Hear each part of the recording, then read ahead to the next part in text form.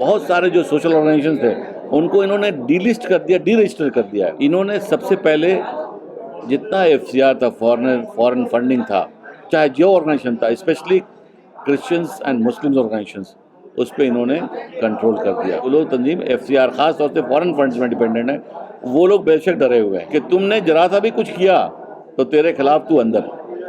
ED, CBI, police का misuse करते हैं कि we are grateful and we are thankful to the people of Haryana कि हरियाणा को इन्होंने मणिपुर नहीं होने दिया। ये बजरंगी पे और मानेसर पे एक्शन होना चाहिए। अगर आपका मेंबर ऑफ पार्लियामेंट 4 आदमी जब वो लिंचिंग से बेल होकर के आता है, 5 आदमी बेल आता है, आप उसको माला पहनाता है आपका में।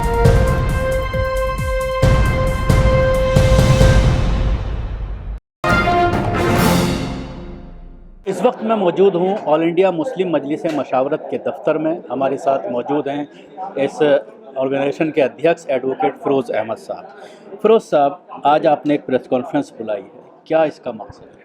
देखिए, इसका सबसे बड़ा मकसद है कि कंट्री के डेवलपमेंट में सारे सिटीजन्स का राइट है और उसको डेवलपमेंट में कंट्रीब्यूट करने का, और उसके लिए इंडिया को वायलेंस फ्री बनाना है। और जब इंडिया वायलेंस फ्री होगा तो हर सिटीज़न जो है वो खुश होगा और डेवलपमेंट में ज़्यादा से ज़्यादा कंट्रीब्यूट कर सकता है। तो हम लोगों ने मुशावरत में कई ऑर्गेनाइजेशन के साथ मिलकर करके campaign for building violence free India हम लोग उसको शुरू करने जा रहे हैं। That will continue for at least 1 year. और हमारी शुरुआत जो हो रही है 19 अगस्त वो कॉन्स्टिट्यूशन क्लब में स्पीकर हॉल से।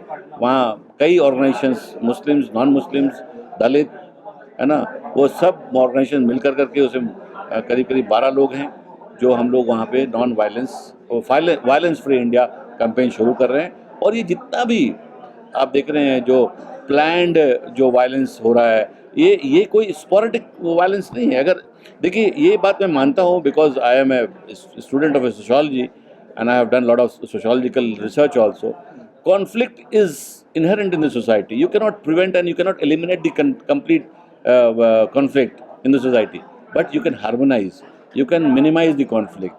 और जब आप मिनिमाइज करते हैं तो जब होता है, जब स्पोरेटिक होता है ना, तो उसको आप मिनिमाइज कर सकते हैं, उसको कंट्रोल कर सकते हैं। But when it is planned and specially when आपने हिंसा की बात की। अक्सर पहले दंगे हुआ करते थे, वो अलग टाइप के होते थे, हिंदू मुस्लिम होता था, लेकिन अब ये देखने में आ रहा है कि दंगे नहीं होते, बल्कि मुसलमानों को वर्गलाया जाता है, उसके बाद पत्थरबाजी होती है और उसके बाद पुलिस अपने काम पर उतर आती है, गिरफ्तारियां और बुलडोज़र। आपने मेरी बात को ही आपने अपने अंदाज में कहा। मैंने कहा ना कि जो स्पोरेटिक वायलेंस जो हो जाता था, जिसमें कुछ हो गया और उसके बाद सरकार भी एक्टिव हो गई, पुलिस भी एक्टिव हो गया, समाज के लोग भी एक्टिव हो गए, और वो बात तब जाती थी, ख़त्म हो जाती थी, वो हार्मोनाइज फिर रहता था। लेकिन अब जहाँ सरकार, जब government state instrument, state missionary उसमें इन्वॉल्व होती है, तो वो एक तरह से उसको बल मिलता है, स्ट्रेंथ मिलता है, उसको मैक्सिमम दिन तक खींचा जाता है ताकि उसका गोल अचीव हो सके, उनका पर्पस जो है अचीव हो सके। अभी आप 3 स्टेट में इलेक्शन हो रहा है। ये देखिए, ये रिलीजियस है ही नहीं, मैं मानता ही नहीं, इट इज टोटली पॉलिटिकल। और इस पॉलिटिकल ये में ये पूरे देश को बर्बाद करने जा रहे हैं। ये जो अब जो राजस्थान, छत्तीसगढ़ और मध्य प्रदेश का इलेक्शन होने जा रहा है, आप देख रहे हैं कंपटीशन है कि who is basically more towards Hindutva. ये एक उसको पोलराइज करने की कोशिश, सब जगह इफेक्ट करने की कोशिश, क्योंकि इनको एक लेसन मिला है अभी कर्नाटका में, जो मैंने अभी कहा कि we are grateful and we are thankful to the people of Haryana कि हरियाणा को इन्होंने मणिपुर नहीं होने दिया। वहाँ के मेजॉरिटी ऑफ द लोग उसके बाहर आए, खाप पंचायत आया, किसान पंचायत आए, और उन लोगों ने उसको नकार दिया और कहा कि हम जो है ये बजरंगी पे और मानेसर पे एक्शन होना चाहिए। तो ये सारी चीज़ों को देखते हैं तो मैं कहता हूँ कि आप देखिए, लोग कहते हैं भाई आप क्यों डायरेक्ट स्टेट को कहते हैं। स्टेट गवर्नमेंट को हम इसलिए कहते हैं कि अगर आपका मेंबर ऑफ पार्लियामेंट 4 आदमी जब वो लिंचिंग से बेल होकर के आता है, 5 आदमी बेल आता है, आप उसको माला पहनाता है आपका एमपी। आपका जो है इतना बड़ा जो मास रेप, गैंग रेप होता है गुजरात के अंदर, वो कन्विक्शन सुप्रीम कोर्ट तक उसका हो जाता है, और आप सरकार धीरे से उसको निकाल देती है। तो उसको वो मैसेज क्या देती है क्रिमिनल्स को कि you go ahead with the crimes, we will protect you. तो ये जो मैसेज जा रहा है वो गलत जा रहा है। सरकारी मशीनरी के अलावा देखने में ये आ रहा है कि अगर जुडिशरी में कुछ लोग हिम्मत करके सरकार के किसी इस तरह के एक्शन को पूरी तरह से नकारते हैं और ये कहते हैं कि एक तरह से नस्ल कुशी है। हरियाणा और पंजाब हाई कोर्ट का जो फैसला आया बिल्कुल। वो बहुत ही अच्छा था, लेकिन हियरिंग से एक दिन पहले रात में उनको हटा दिया जाता है, दूसरी बेंच को मामला सौंपा जाता है, दूसरी बेंच कहती है कि हाई कोर्ट की जो चीफ जस्टिस हैं वो इस पूरे मामले की सुनवाई करेंगे। तो ऐसे में जो कुछ निष्पक्ष जजेस हैं वो किस तरह से फैसला करते हैं? आपने देखा ये हरियाणा का नहीं, यहाँ पे जस्टिस मुरलीधर थे जिनको यहाँ से भेज दिया गया, हाई कोर्ट भेज दिया गया, जो दिल्ली राइट्स में उन्होंने एफआईआर रजिस्टर करने की बात की, तो उनको, तो इसीलिए मैंने कहा कि स्टेट स्पॉन्सर्ड, तभी मैंने कहा कि ये जितने हालात जो हैं इन सब चीज़ों का बयान करता है कि ये स्टेट स्पॉन्सर्ड है, स्टेट का इन्वॉल्वमेंट है। और ऐसे में जो सबसे बड़ी चीज़ है कि वो जज एक्सपोज नहीं होता है, स्टेट एक्सपोज हो जाता है। और स्टेट एक्सपोज जब होता है तो कॉमन आदमी में जो मैसेज आता है वो स्टेट के खिलाफ जाता है। आप पोलराइज कर सकते हैं अपने लोगों को, लेकिन general opinion, good law abiding citizen का ओपिनियन को चेंज नहीं कर सकते। तो हम लोग जो वायलेंस फ्री इंडिया कर रहे हैं उस मूवमेंट में ख़ास तौर से नॉन मुस्लिम्स और दूसरे लोगों को लेकर करके साथ में हम कोशिश कर रहे हैं कि ये बताएं कि आपकी ताकत इतनी बड़ी है, मोर देन 75-80% लोगों की ताकत है कि हम माइक्रोस्कोपिक जो लोग हैं जो इसको वायलेंस को प्रमोट कर रहे हैं या सरकार प्रमोट कर रही है उसको हमको। एक सवाल मुस्लिम नौजवानों के ज़रिए सोशल मीडिया पर आप जैसी जो तंजीमें हैं, बड़ी बड़ी तंजीमें हैं, उनको लेकर ये किया जा रहा है कि पिछले 8 साल से आप लोग कुछ नहीं कर रहे हैं, कहीं ना कहीं डर गए हैं सरकार से। क्योंकि देखने में ये आता था पहले कि थोड़े छोटे मोटे प्रोटेस्ट होते थे, प्रोटेस्ट पूरी तरह से बंद हो गए हैं। मध्य प्रदेश, उत्तर प्रदेश, गुजरात, हर जगह बिल्डोजर चल रहा है 8-10 साल से। और उसके बाद अब हरियाणा में जिस तरह से 1200 मकान तोड़े गए, लेकिन आप लोग कोई ऐसा काम नहीं कर रहे हैं जिससे लोग कहें कि ये तंजीमें हमारे साथ खड़ी हुई। देखिए, आप एज ए जर्नलिस्ट आप अच्छी तरह से वाकिफ़ हैं कि जो चीज़ें सरकार में, जो हमारे ऑर्गेनाइजेशन की बात आप कर रहे हैं, मुशावरत तो एक फेडरेशन ऑफ ऑर्गेनाइजेशन है और हम लोगों का जो फेडरेशंस के लोग हैं वो ऑलरेडी काम कर रहे हैं, हम लोग भी काम कर रहे हैं, लीगल सेल भी हमारा काम कर रहा है। लेकिन जो आप जो बहुत बड़ा सवाल कर रहे हैं कि यूथ लोगों के माइंड में आ रहा है कि हमारे ये तंजीमें क्यों नहीं कर रही।